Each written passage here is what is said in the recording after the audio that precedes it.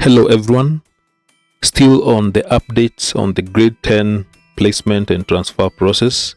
In this video we shall be navigating through the 2025-2026 grade 10 school transfer process. How is the process? That is from the application through the head of institution of the junior school all the way to the reporting up to where the transfer is approved. So this is a clear and complete guide for parents and guardians who are going to be part and parcel of this process. So let's go straight to the process.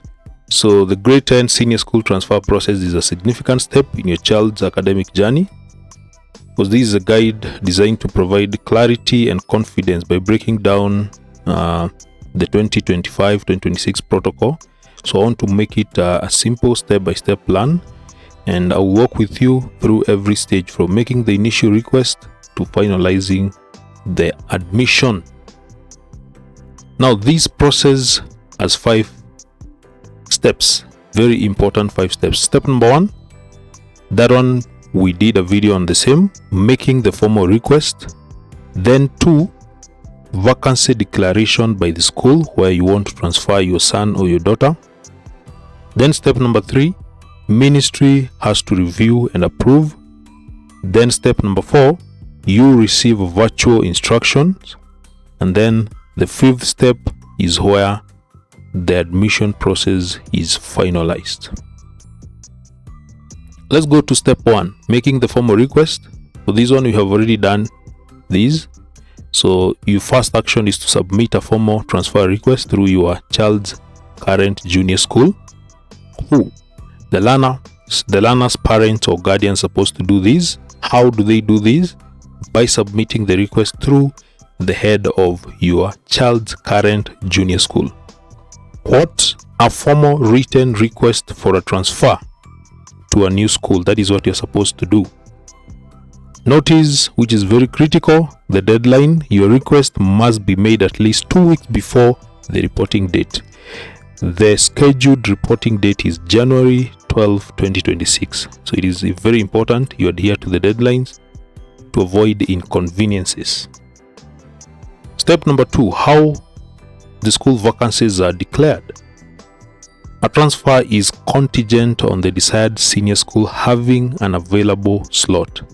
This is not something you apply for, but it is a prerequisite for the system to work. So the school where you want to transfer your child must declare and must have that slot. The slot must be available. The official process: the senior school you wish to transfer must first officially declare that it has available slots. Then this declaration is made through the school's respective county director of education or the sub-county director of education. This step happens before a parent's request can be successfully approved. Step number 3, the ministry's approval criteria. The Ministry of Education evaluates every transfer request based on a clear and consistent set of criteria to ensure fairness and proper school resource management. Now the key factors for approval: 1, the school capacity. The transfer is based on the documented available capacity of the desired senior school. Then 2, the learner performance. The learner's academic performance is a key consideration because this one is done on merit. If your child is qualified and has met the minimum requirements, that is a subject combination and each of the pathways, then that one will be done on merit. Prior school selection is another factor. Priority is always given to students who had previously selected that school during the initial placement process. Now, understanding the priority selection criterion. Why is priority given to students who previously selected the school? Now, this is a reason the ministry does this because, number 1,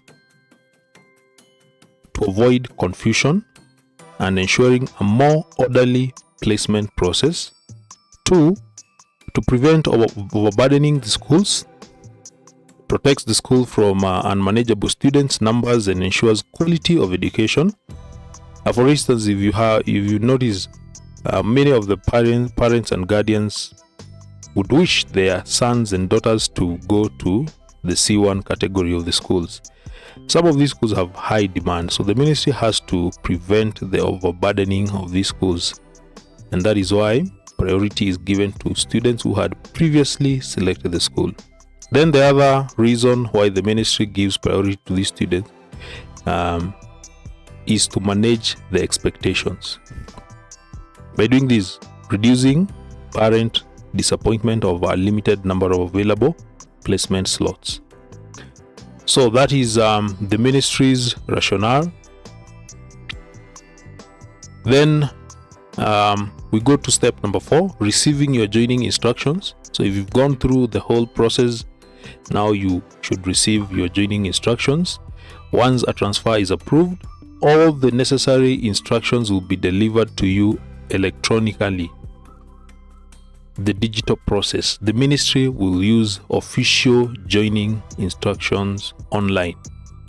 You will receive a virtual response detailing the next steps.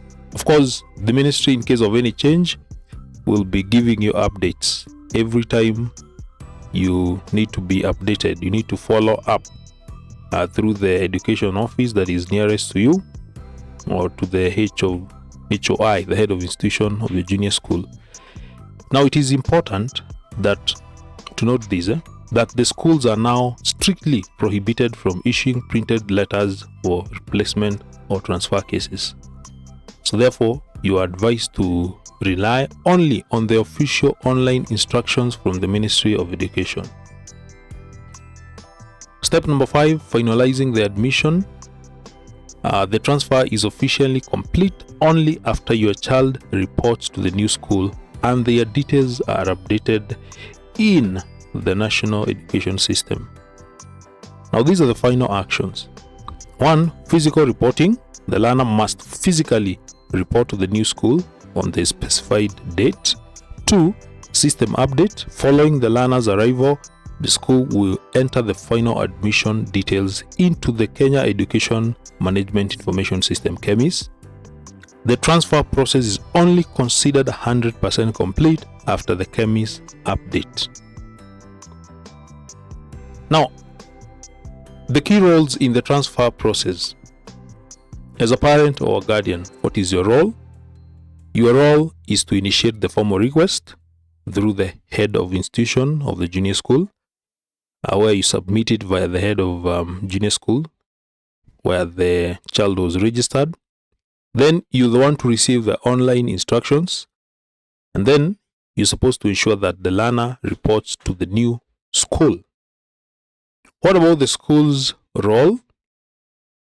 That is the junior school and the senior school. Junior school forwards your formal request.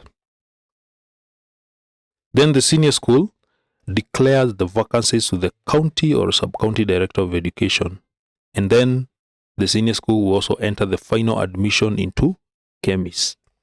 Then the ministry's role is to receive vacancy declarations, approves or denies transfers based on official criteria, and then lastly, issuing joining instructions online. This is also very important. Your transfer process checklist. Use the checklist to track your progress through the transfer process. First, you have to prepare, confirm the desired senior school, and gather your child's academic performance details as a guardian. Then, you're supposed to request, draft, and submit a formal transfer request to the head of your child junior school.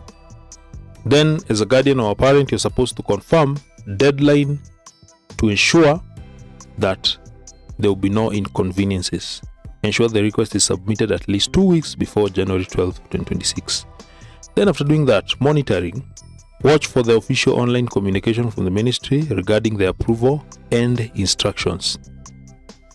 And then you need also to act. Once approved, you're supposed to follow the virtual joining instructions precisely.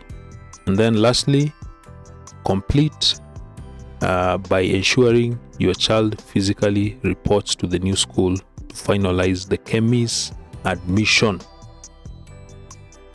So now, there are frequently asked questions. Which are these questions that parents and guardians keep on asking? Question number 1, what happens if I miss the deadline? Now the answer is, the protocol specifies that request must be made at least 2 weeks before the reporting date. Late request may not be considered, so it is crucial to adhere to the timeline. That is my advice, and I believe the ministry has specified all these things by setting the deadlines so that parents can strictly adhere to these. Then question number 2, can I choose a school that my child didn't initially select for placement? The answer is yes, and that is why the ministry has opened the window for transfer. You can request a transfer to any school. However, the protocol gives priority to students who had previously selected that school. So your request will be considered after those priority cases. This is a good thing. Question 3. Why can't I get a physical letter from the new school I want to transfer? The answer is, the ministry has implemented a strict digital-only policy for joining instructions to streamline the process and ensure authenticity. All official communication will be issued online. That is from the ministry. Now, for a successful transition, the grade 10 transfer process is designed to be fair and transparent by the ministry. So by following these official steps, you can ensure the best possible outcome for your child's continued education. So therefore, we wish you and your learner a successful transition. For any further assistance, you are advised to direct any additional questions to your local sub-county director of education office or consult the official Ministry of Education website. Ours is only to enlighten you and to keep you updated the best of our ability. Thank you so much for following.